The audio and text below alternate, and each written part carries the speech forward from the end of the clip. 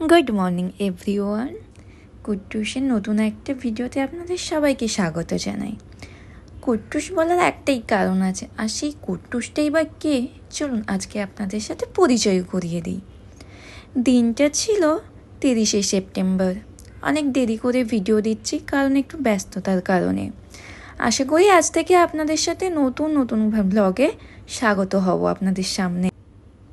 এখন বাজে প্রায় সকাল 5টা নাগাদ, আর আমরা বেরিয়ে পড়ছিলাম, আমি আর আমার হাজব্যান্ড, একটা জায়গাতে যাওয়ার উদ্দেশ্যে। জায়গাটা কোথায় এবং আমরা কী উদ্দেশ্যেই বা গিয়েছিলাম আপনাদের সাথে পুরোটাই দেখা হচ্ছে ভিডিওতে। সকালবেলা যেহেতু প্রায় 5টা নাগাদ বেজেছিল, তাই আমরা সকালবেলা কোনো বাসই পাচ্ছিলাম না। আমরা থাকি নিউ টাউনে, কলকাতা নিউ টাউন আকাঙ্ক্ষাতেই। আর এই যে দেখতে পাচ্ছেন সকাল সকাল ভোরবেলা কি সুন্দর ওয়েদারটা ছিল, তাই ভাবলাম একটু সকালবেলার দৃশ্যটাও একটু ক্যাপচার করে নেই। কারণ প্রায়শই আমরা ভোরবেলাতে খুব একটা বেরোই না, তাও প্রায় 5টা নাগাদ আমাদের বেরোনোই হয় না। আর সকালটা এতটাই সুন্দর ছিল, ভাবলাম আপনাদের সাথেও একটু দেখা করিয়ে নেই। এত সকালবেলা বেরোই না আমরা কখনো খুব একটা, কিন্তু আজকে ভীষণ কারণবশত আমাদের কাছে আর্জেন্টলি ফোন আসে এবং আমাদেরকে বলা হয় যে আপনাদেরকে 6:30 কিংবা 7টার মধ্যেই ঢুকতে হবে। তাই সকাল থেকে চলছিল ভীষণ তোড়জোড়। আর রাত্রিবেলা আমরা দুজনেই প্রায় কেউই ঘুমোইনি, কারণ ভোরবেলা একদম আমাদেরকে উঠতে হতো বলে। কারণ আমরা জানতাম যদি একটু লেট হয় তাহলে আমরা খুব বড় ভুল করব। কারণ যেহেতু আমাদেরকে যেতে হবে অনেকটা পথ, প্রায় এখান থেকে 1.5 ঘন্টার মতো রাস্তা।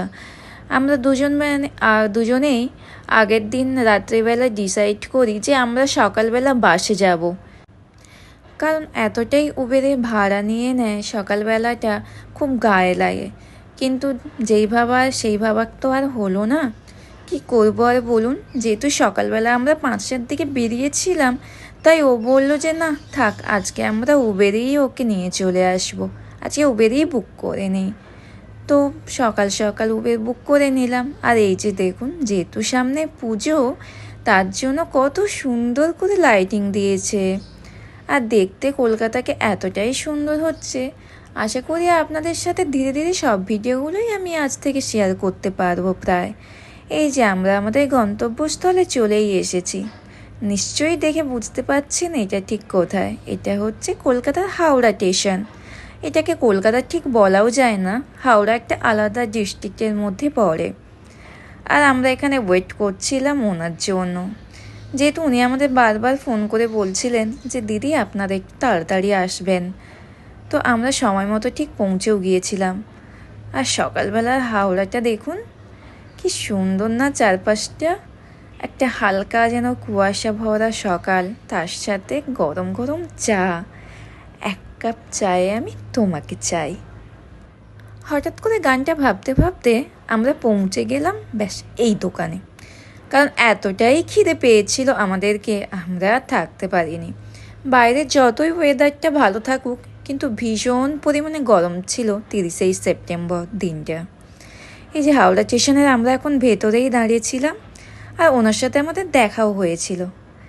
আর এই যে ইনি হলেন আমাদের কুট্টুস। যদিও এনার একটা ভালো নাম আমরা রেখেই ছিলাম। এই যে দেখুন, ও আমাদের কাছে প্রথম দিন এসে মানে কতটা আমাদেরকে একসেপ্ট করে নিয়েছিল। মানে আপনারা না দেখলে ওকে বিশ্বাসই করতে পারতেন না। ওর মুখটা দেখুন, কতটাই মিষ্টি ভরা একটা মুখ। ছোট্ট ছোট্ট পায়ে আমাদের বাড়িতে প্রবেশ করেছিল। এই যে দেখুন, ওকে নিয়ে আমরা চলেই আসলাম। যেহেতু বাইরে এতটাই গরম লাগছিল, আমরা ভাবছিলাম যে না, যতই খরচা হোক ওকে আমরা উবেরেই নিয়ে যাব গাড়ি বুক করে। আর ও সত্যি কথা বলতে আমাদের কাছে প্রথমবার এসে ওর একটু ভয়ই লাগছিল না, বরঞ্চ ও আমাদের চিনতে সাহায্য করছিল। ও আস্তে আস্তে করে আমার শরীরের স্মেল, আমার জামা কাপড়ের স্মেল, এগুলো ও শুনছিল। ও কতটা যে তৃপ্তি পাচ্ছিল আমি হয়তো ঠিক বুঝতে পারছিলাম না, কিন্তু ও প্রথম দিন আমাদের বাড়িতে এসে ভীষণ পরিমাণে অ্যাক্টিভ ছিল। ছোট্ট ছোট্ট পায়ে আমাদের ঘরেতে যখন ও প্রবেশ করেছিল, আমরা ওকে পুরো সন্তানের মতো করেই বাড়িতে তুলে নিয়েছিলাম।